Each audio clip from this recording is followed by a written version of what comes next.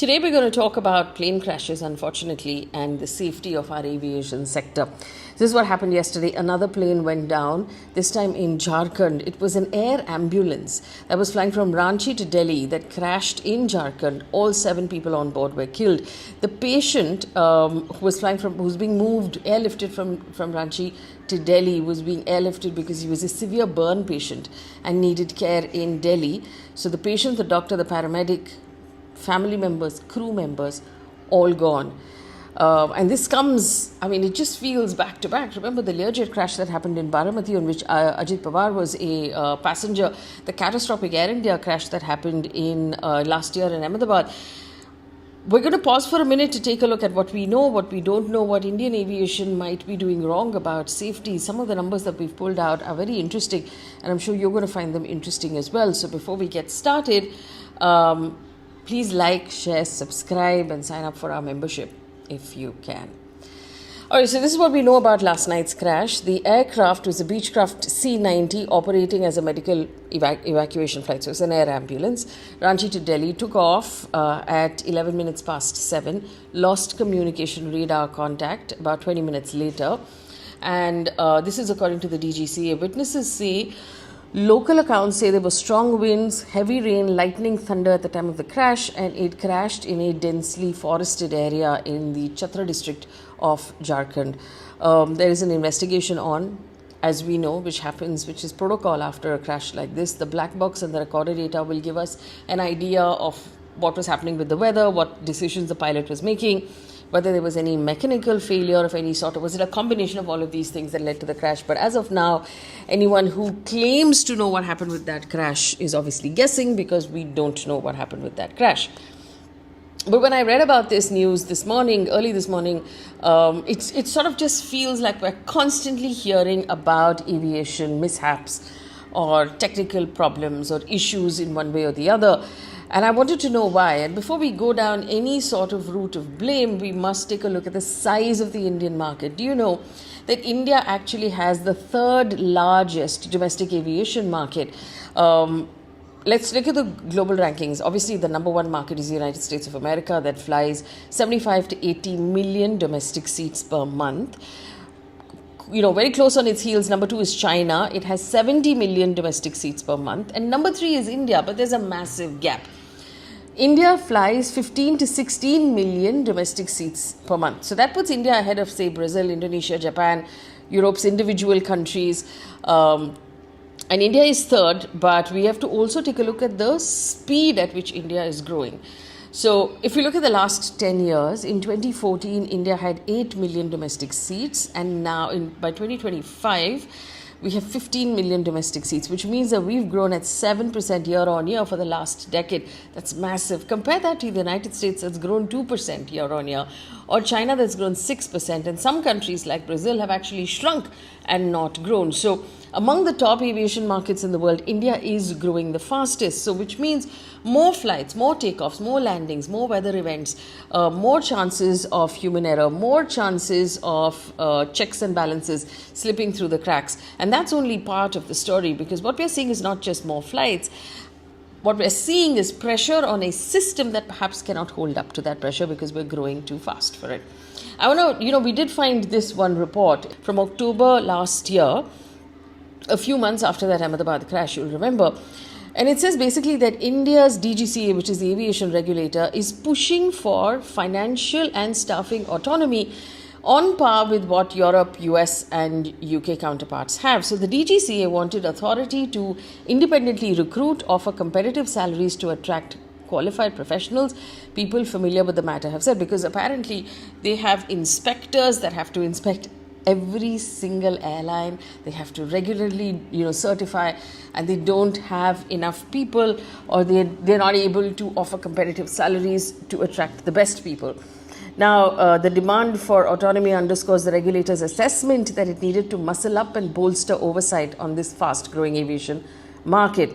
Any capacity constraint, according to the DGCA in this article, will amplify worry, especially after that Air India crash.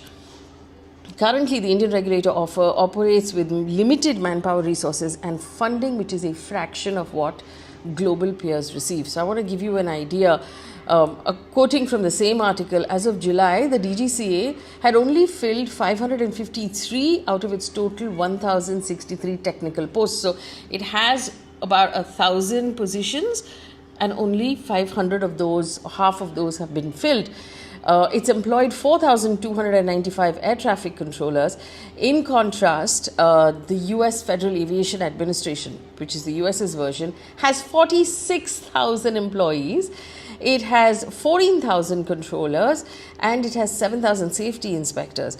Take a look at the funding. As of the year ending March 31st, DGCA had been allocated 38 million compared to the US counterpart, the FAA, which was at 23 billion for that fiscal. The European Aviation Safety Agency, their allocation was 8x what India's allocation is, unlike the DGCA, which operates under the DGCA operates under the Civil Aviation Ministry. The CAA and the ESA, which is Europe's independent bodies, Europe's are completely independent. In the US, it operates under the Department of Transportation, but enjoys relatively limited autonomy. I want to point out also some of the other issues that we have seen, because on one hand we are talking about crashes, but there are a lot of technical issues that get reported on a regular basis on aircrafts. Luckily, they don't result in problems and fatalities, but they do exist. I want to give you some examples. Air India reported a surge in technical incidents early this year. It said that technical issues per 1,000 flights in January was 1.09, which a month earlier was 0.2. So it had gone up quite a bit. This includes engine warnings, fuel oil leaks, flight control, hydraulic flights, even a flight that returned due to the lack of water in the lavatory system. Official data shows that over 80% of Air India's analysed aircraft had recurring defects in inspection, a much higher rate than India's largest carrier, which is Indigo, which was at 36%. India's Civil Aviation Ministry told lawmakers that 82% of Air India's 166 aircraft analysed were showing technical defects, compared to market leader Indigo, where it was 36%. SpiceJet recently returned a flight from Leh. This happened yesterday, in fact. Leh came back to Delhi because an engine issue. All the people on board said they actually saw fire coming out of that engine. Late last year, air travel across India saw major disruptions because of technical glitches, crew shortages, technical problems. We saw what happened with Indigo. Air traffic control systems in Delhi broke down in November last year, cancelling hundreds of flights. Some flights get turned back midway, some diverted, some never take off at all. Many flights experience on-ground delays, ground stops and cancellation. These are not crashes, and thank God for that, but they reflect maintenance, systems and infrastructure stress. As the traffic keeps growing, there seems to be a sense of jugaad that basically the Indian aviation industry is running on such a thin balance that as soon as one piece of that puzzle tips over, the whole thing comes to a grinding halt. And for as long as it is them grounding us in various aircraft, in airports, that's less drastic than what could happen if we continue to have issues. I want to point out, when it comes to the DGCA, what is the job really, right? So do you know that every single aircraft, including not just the big ones, not the Air India and the Indigo or the SpiceJet, but including the chartered flights and the air ambulance flights, have to have what is called continuous airworthiness. So an aircraft must be technically fit to fly before every single flight. There has to be no issues. This includes a daily technical inspection, a defect rectification, and a release to service certification. This is the standard under the DGCA and under international standards. Now, there has to be scheduled maintenance checks, an A check after 400 to 600 flights, a B check every 6 to 8 months, a C check every 18 to 24 months, and a D check every 6 to 10 years. There has to be an annual certificate of airworthiness also, which every single aircraft must have. It has to be issued first and renewed every 12 months. And it is granted after a technical review, maintenance record, and physical inspection. Now, this is where the DGCA comes in. So, the DGCA is meant to conduct planned audits annually, unannounced spot checks, ramp inspections and special audits after incidents.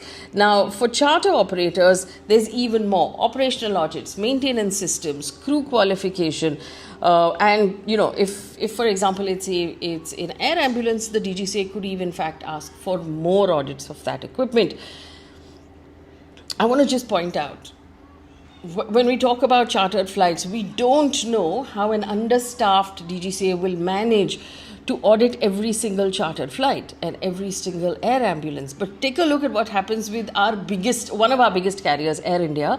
In February this year, the DGCA imposed a penalty of 1 crore rupees on Air India after it found that there was one Airbus aircraft that was flown 8 times without a valid airworthiness certificate. 8 times. It flew between Delhi, Bangalore, Mumbai and Hyderabad in November. 8 times its certificate had expired. So on one hand, we have a DGCA whose job is to make sure that only aircrafts with airworthiness are flying. And here we have one of the biggest guys in our market flying without airworthiness. So where is the ability and the manpower and the muscle for the DGCA to actually be able to do this across the smaller operators as well?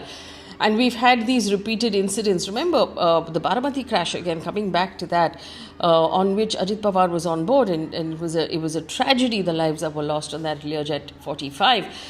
I'm going to be careful here because there were a lot of allegations about foul play. Political statements were made. His family has demanded investigations. The CBI has been tasked with investigating. But if we keep all of those allegations aside without talking about any of the conspiracy until we have clarity, one question remains legitimate: were there any regulatory triggers? Did the audits happen on time? Was there airworthiness? What actually happened in this, the safety question remains, and that's something we don't have an answer to. Now, this is the other problem that I see. Every time there is a massive crash, there's talk of an investigation and we never really see the results. But the thing that obviously worried everybody most of all was the London-bound Air India flight that crashed in Ahmedabad with the terrible loss of life it resulted in. We're still waiting for a why. We're still waiting for clarity on that investigation, and the only thing we hear as the press is that the investigation is highly worrying because the family members and the other crew members of Air India have said that the investigators are questioning the pilot's nephew. They're going into personal details. They're not actually looking into what went wrong with the aircraft. Was it adequately, was there any regulatory slip? We are not getting those answers right now. And that's the thing that worries me most of all, because of course India must grow to its full potential of an aviation sector. And there is another story here that we should talk about that's just come out about the number of airports India has built in tier 2 cities in the last 5 to 8 years, and how several of them are just non-operational, but that's a different story. For India to truly, fully recognize its potential, some things must change, and change very quickly. I mean, we need to have time-bound reports every time there is an incident. There needs to be stronger oversight on all aircrafts, chartered aircrafts, air ambulances, all of them. There has to be consequence. There has to be transparency. It shouldn't be about the optics of it. So if there is an investigation that is happening into the Ahmedabad crash, I'm not really worried about the reputation of the aircraft maker, which in this case is Boeing, or what the government thinks will be the blowback that will happen. We need to know what is happening, what is going wrong, so that that problem can be fixed. There needs to be more experienced pilots, better staffing, maintenance engineers, inspectors, investigators. All of this needs to scale up as well, because every time someone gets on a flight, and we get on flights regularly, you have faith not just in the pilot who's sitting in the seat, who's also at this point hooking his life on the same sort of chance as you. We're displaying faith when you get on a flight in the DGCA, in the ATC towers, in the people who are manning these institutions, in the airports, in the technical staff who have checked that airline, in the airline, the owners of these companies who are not going to skimp and cut corners. So it's about, yes, the big aircrafts that we fly up and down every day in our big cities, but it's also about the chartered aircrafts and the air ambulances, and the faith that the average Indian places in the hands of those who keep all of this running. We have to find ways to support the DGCA better, in a way that they have the funds, the autonomy, the talent that they need, the muscle that they need to actually do their jobs. Because, I mean, putting it very simply, there are lives at stake. And quite frankly, I don't want to talk about tragedies anymore.